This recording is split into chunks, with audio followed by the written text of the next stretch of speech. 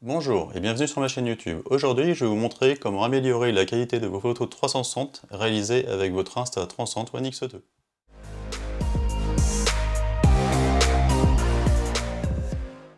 Ayant eu l'Insta360 One X avant d'avoir la One X2, j'ai pu faire des tests à l'époque et j'avais remarqué que la One X2 en effet donnait des résultats plus nets, plus colorés et plus intéressants que la One X. Donc du coup c'était un bon point pour moi.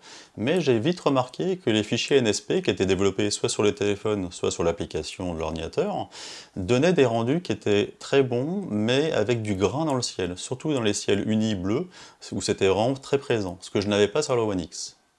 Ce grain apparaissant était surtout dû en fait à une accentuation qui était logicielle, qui était faite entre guillemets en traitement automatique par l'application mobile ou l'application du logiciel Insta360 Studio 2021. Mais du coup ça me gênait, je trouvais que le rendu de la One X au final était plus lisse certes, mais on va dire plus propre. J'ai donc creusé un petit peu comment faire pour essayer d'améliorer un petit peu la qualité de la One X2 au niveau des photos transcentes, et je vais vous montrer une méthode que j'ai trouvée qui me paraît très bien et qui donne des résultats vraiment très bons. J'avais publié il y a déjà quelques mois sur ma page Facebook et sur différents groupes Facebook liés à la One X2 mon principe de développement de A à Z, c'est-à-dire qu'en gros en partant du RAW, ensuite en allant après le développement en Lightroom, et ensuite en faisant le nettoyage de la photo où je supprimais les éléments, et puis après en plus j'avais rajouté en plus ma petite signature en bas, mais ça c'était un petit plus. Mais c'était plus pour montrer un petit peu de quoi on part et jusqu'où on peut arriver, et surtout quel est le résultat qu'on obtient à partir de la DNG. Donc voilà la visite claptis comme je l'avais montré donc sur la publication. Donc on voit bien en gros la photo brute de la One X2. Ensuite, la photo développée sous Lightroom. Donc on voit bien qu'il y a une énorme différence et franchement c'est très propre, il n'y a rien à dire. On voit que le ciel est uni, il n'y a pas de souci. Et ici ensuite j'avais fait la méthode d'Affinity Photo pour m'enlever, pour me supprimer. Et puis ensuite j'avais terminé par rajouter entre guillemets ma petite signature pour me publier entre guillemets soit sur Google Street View ou n'importe. C'est donc toute cette procédure que je vais vous expliquer dans cette vidéo.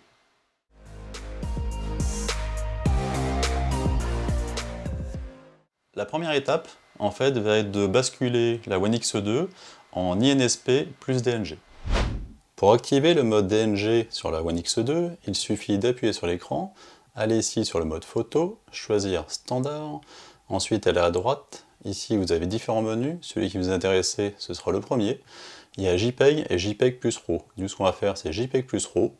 Et ensuite, à partir du moment où c'est activé, vous aurez juste l'indication du PowerShot qui apparaît ici, comme quoi il est activé, et du coup ça veut dire que le mode DNG est activé.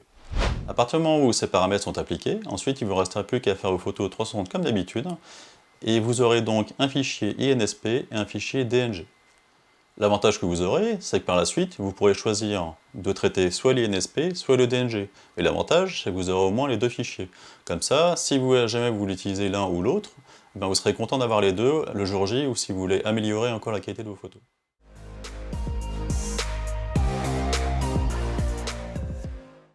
L'étape 2 consistera en fait à transférer le contenu donc des photos que vous avez fait avec votre One X2 sur votre ordinateur.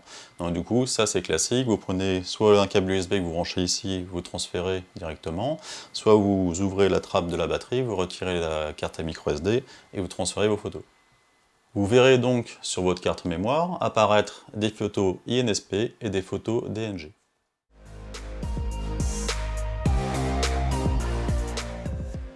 L'étape 3 consistera à prendre votre fichier DNG et à l'ouvrir sous Insta360 Studio 2021.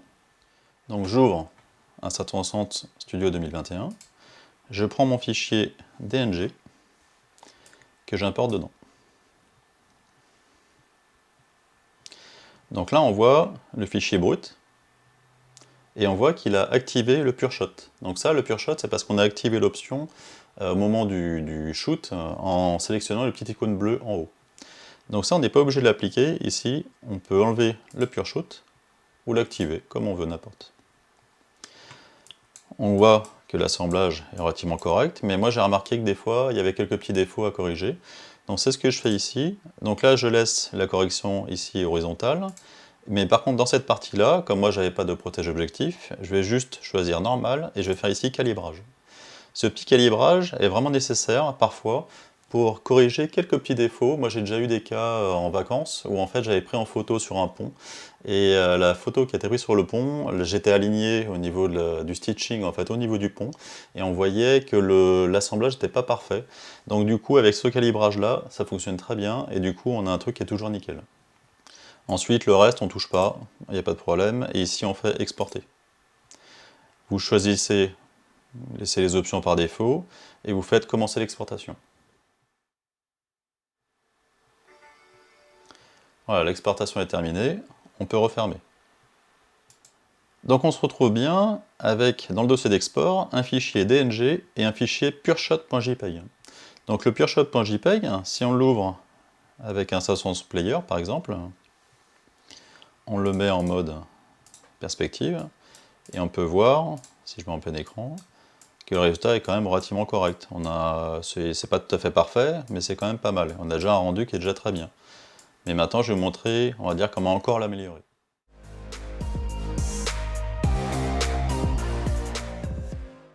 L'étape 4 va consister en fait à ouvrir Adobe Lightroom et de synchroniser en fait le dossier où se trouve le fichier ou les fichiers DNG que vous allez développer.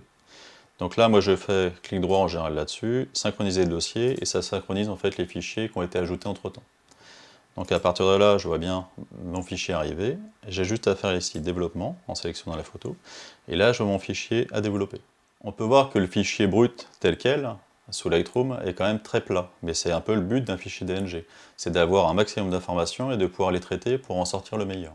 Je vous ai fait en fait un paramètre prédéfini ici, qui s'appelle Lulu Web Video Insta360 One X2 DNG, qui vous permet, vous voyez, en survolant le truc, de voir la différence entre avant et après. Alors moi j'aime bien la saturation, donc c'est pour ça que c'est un petit peu saturé, mais après vous pourrez l'adapter à vos besoins ou à votre goût. Et donc du coup, ce fichier-là, je vous le mettrai en lien dans la description de la vidéo, pour que vous puissiez le télécharger et vous servir de base pour développer vos DNG. Donc là, on voit que si je clique là-dessus, donc il a appliqué en fait ce paramètre prédéfini. Donc pour l'importer, je vous montre quand même, ici, vous ferez plus, ici, et importer les paramètres prédéfinis. Vous irez chercher le fichier que je vous ai donné, et en fait il va l'importer, il vous le mettra ici en liste, d'accord? Et ici après, vous pourrez toujours y rajouter en tant que favori, si vous voulez. Donc là, on voit que le fichier a été développé tel que moi je l'ai prédéfini. Mais ici, donc, ce que j'ai fait, moi, c'est que j'ai modifié ici la balance des blancs. Donc ça, c'est pareil, la balance des blancs, si elle vous convient pas, ce sera à vous de l'ajuster. Moi, je l'ai fait pour une pleine journée, on va dire ensoleillée, comme là. Et donc, du coup, ça donne un rendu qui est très naturel, et on voit que les blancs sont bien blancs, le bleu est bien bleu. Donc moi, c'est parfait pour moi. Ici, j'ai rajouté un petit peu d'expo, 0,10, parce que j'ai remarqué que la One X2, même à 0, en correction d'exposition, avait tendance à être un petit poil juste en exposition pour moi. Donc du coup, je l'ai rajouté à plus 10, et j'ai rajouté plus 30 de contraste.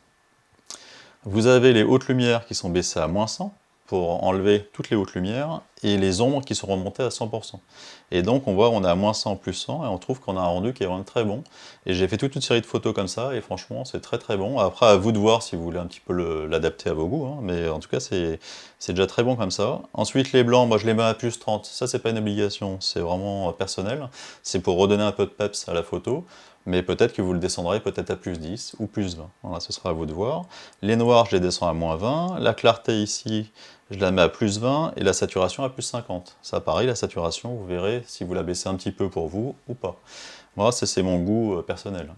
Ensuite, au niveau du TSL, ici, au niveau de la saturation, j'ai augmenté le turquoise de 10 et le bleu de plus 30, pour donner un peu plus de peps au ciel, que je trouvais un petit peu mou en termes de bleu. Donc voilà, et la luminance, ici pareil, je l'ai baissé à moins 10 sur le turquoise et à moins 5 sur le bleu. Donc voilà les modifications qui ont été apportées sur le paramètre prédéfini. Et ensuite, au niveau de la netteté, moi j'ai rajouté un peu de netteté, mais attention, c'est pas de la netteté globale. L'avantage d'Adobe Lightroom, c'est qu'on peut rajouter de la netteté, on va dire, sur des parties, on va dire, importantes de l'image, mais pas sur toute l'image. Pas ce que fait Insta360, entre guillemets, en appliquant son modèle, où en fait il applique de la netteté partout, et même dans le ciel. Et donc du coup, ça génère ce fameux bruit qu'on a pu voir apparaître sur les fichiers NSP. Donc voilà, et ensuite ici, éventuellement, vous pouvez supprimer l'aberration chromatique qui normalement a été enlevée par Insta360 Studio 2021, mais vous pouvez toujours le rajouter si, entre guillemets, vous sentez qu'il y a une petite aberration chromatique. Dès que c'est fait, donc vous ajustez à vos valeurs, si ça vous convient, Ensuite, vous n'avez plus qu'à faire ici bibliothèque. Vous allez ici, clic droit sur les ou les photos, parce que s'il y en a plusieurs, vous faites pareil, vous faites une sélection. Hein. CTRL A par exemple pour sélectionner. Clic droit, exporter. Et là, moi j'ai des paramètres prédéfinis qui me permettent directement d'exporter dans les paramètres que je veux, mais si je fais exporter ici, on a des paramètres prédéfinis, et ici donc j'ai un dossier, donc dossier la photo d'origine, placé dans un sous-dossier LR. Donc du coup ça veut dire qu'il va exporter l'image améliorée dans un dossier LR, là où se trouve la photo. On renomme pas le fichier, on met juste en JPEG SRVB ou RVB, voilà, c'est à vous de voir. SRVB en général c'est bien pour l'affichage, on va dire internet. RVB c'est plus pour gagner en qualité si vous voulez l'imprimer ou l'avoir sur un écran plus qualitatif. Ce sera à vous de voir. Par contre surtout ce qui est important c'est qu'ils mettent à 100% ici la qualité. Ici à 300 pixels par pouce, comme ça vous gagnez en qualité encore, et la netteté pour écran élevé. Voilà, normalement si vous faites ça et vous faites exporter, vous avez une bonne qualité. Donc on a bien un fichier JPEG qui a été exporté, donc qui s'appelle donc le même nom que le fichier d'origine, mais qui était amélioré. D'accord? Si on prend ce fichier-là et qu'on l'ouvre dans un Transforms Player, ici je me mets en perspective en plein écran, on a quand même un ciel qui est nickel, il n'y a pas de zone bizarre, de trucs, et c'est vraiment nickel. On a des hautes lumières qui sont bien gérées, des basses lumières qui sont bien gérées, et puis on voit en dessous. Voilà, donc tout marche bien. Donc l'export, et on va dire entre le brut et ce qu'on est arrivé là, on a fait quand même un pas énorme, et comparé les NSP, on gagne vachement en qualité.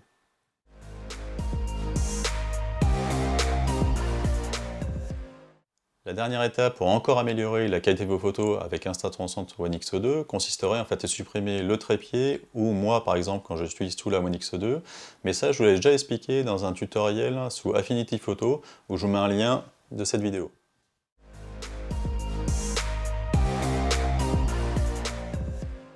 Donc voilà la méthode que j'utilise pour développer mes photos de mon Insta360 One X2 pour avoir le meilleur rendu possible.